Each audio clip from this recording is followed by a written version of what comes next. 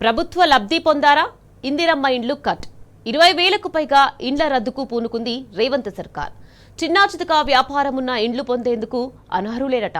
మంజూరైన ఇళ్లకు కూడా బిల్లులు నిలిపివేస్తోంది. పీఎంఓవై నిబంధనలకు సాకుగా చూపించి రాష్ట్ర ప్రభుత్వం తప్పించుకునే పన్నాగం చేస్తోంది. దీంతో లబ్ధిదారులంతా అయోమయంలో పడ్డారు. సొంత కూటి కోసం కోటి ఆశలతో ఎదురు చూస్తున్న నిరుపేదలకు నిరాశ మిగిల్చింది కాంగ్రెస్ సర్కార్.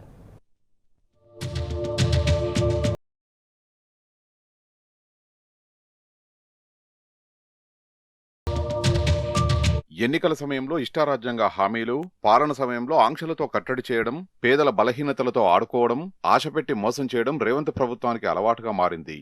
ప్రతి పేదవారికి ఇందిరమ్మ ఇండ్లు అంటూ గొప్పలు చెప్పిన రేవంత్ సర్కార్ ఇప్పుడు వాటిని ఎలా కట్ చేయాలా అనే వింత ఆలోచనలు చేస్తోంది. సొంత నిధులతో ఇందిరమ్మ ఇండ్లను కట్టించకుండా తప్పించుకునే పన్నాగం వేస్తోంది రాష్ట్ర ప్రభుత్వం. పీఎంఏవై నిబంధనలు సాకుగా చూపి 20,000 ఇందిరమ్మ ఇండ్ల రద్దుకు ప్రయత్నిస్తోంది. ప్రభుత్వ లబ్ధి పొందినా ఎంత నిరుపేదలైనా ఇందిరమ్మ ఇండ్లు కట్ చేయాలని చూస్తోంది.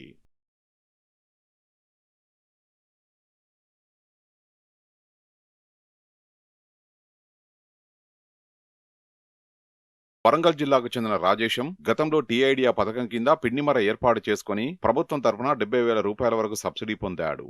నల్లగొండ జిల్లావాసి వెంకటేశ్వర్లు కేంద్ర ప్రభుత్వ పీఎం ఎంప్లాయ్మెంట్ జనరేషన్ ప్రోగ్రాం కింద అగరబత్తీలు, కొవ్వొత్తుల తయారీ యూనిట్ ఏర్పాటు చేసుకుని ప్రభుత్వం నుంచి దాదాపు 50,000 రూపాయల వరకు లబ్ధి పొందాడు. వాస్తవానికి వీరిరువురు నిరుపేదలే. సొంతంగా ఇల్లు కట్టుకునే స్తోమత ఇద్దరికీ లేదు. అయినా రాష్ట్ర ప్రభుత్వం వీరికి మంజూరైన ఇందిరమ్మ ఇంటిని రద్దు చేసింది. వీరు ఇప్పటికే ప్రభుత్వం నుంచి లబ్ధి పొందారు కాబట్టి ఇందిరమ్మ ఇల్లు పొందేందుకు అర్హులు కారని అధికారులు తేల్చారు. రాష్ట్ర వ్యాప్తంగా ఇలాంటి ఉదాహరణలు 20,000కు పైగా ఉన్నట్టు ఇప్పటికే గుర్తించిన అధికారులు వారికి బిల్లుల చెల్లింపు నిలిపివేయగా, మరోవైపు కేంద్రం వీరికి మంజూరైన ఇళ్లను కూడా రద్దు చేసింది.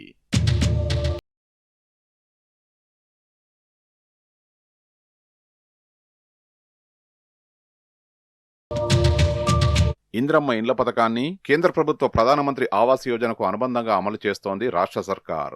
ఒక్కో ఇంటికి రాష్ట్రం 5 లక్షల రూపాయలు ఇస్తుండగా అందులో కేంద్రం నుంచి 1,50,000 రూపాయల వరకు సహాయం అందుతోంది. అయితే అనర్హులను ఏరివేసేందుకు కేంద్ర గృహ నిర్మాణ, పట్టణాభివృద్ధి శాఖ ఓ ప్రత్యేక యాప్ను రూపొందించింది. ఈ యాప్ లబ్ధిదారుడి ఆధార్ నెంబర్ను ఎంటర్ చేస్తే అతనికి సంబంధించిన పూర్తి వివరాలు వెల్లడవుతున్నాయి. అంతేకాదు, మానవ ప్రమేయం లేకుండా సదరు యాప్ రెడ్ సింబల్ ద్వారా అనర్హుల్ని సూచిస్తోంది. తమ ఇళ్లను రద్దు చేయడంతో లబ్ధిదారులు లబోదీపం అంటున్నారు. కేంద్రం రద్దు చేసిన లబ్ధిదారులకు ఒకవేళ రాష్ట్ర సర్కారు ఇండ్లు ఇవ్వాలనుకుంటే పూర్తిగా 5 లక్షల రూపాయలు రాష్ట్ర ఖజానా నుంచే చెల్లించాల్సి ఉంటుంది.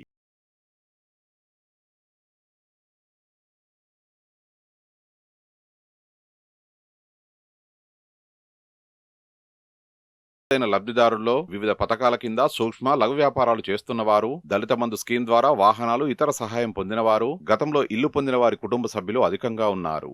వీళ్లు కాకుండా ఆదాయ పన్ను చెల్లిస్తున్నవారు, భూములు, పక్కా ఇండ్లు ఉన్నవారు కూడా ఉండడం గమనార్హం.